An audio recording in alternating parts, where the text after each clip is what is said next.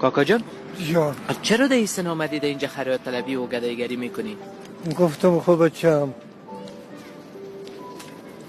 اولاد من نمان نگاه میکنه ایال اگر تدادم بیا کدام شریش حالشی کدام بچم مرا پرتافته ایران برآمده رفت اولادا؟ ها اولادا ایلایت کردن؟ یلا کدن بچم پشت زنه گرفتن این حال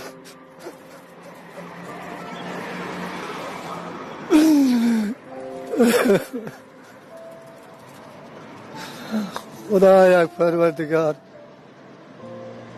یک برگ عملت یک خدا این حالتم که عمل خدا مقدم زیر عملیات من خداوند جا گیره عظیم کاره شکنم خانه را شکنم اولاد شکنم زندگی را بچه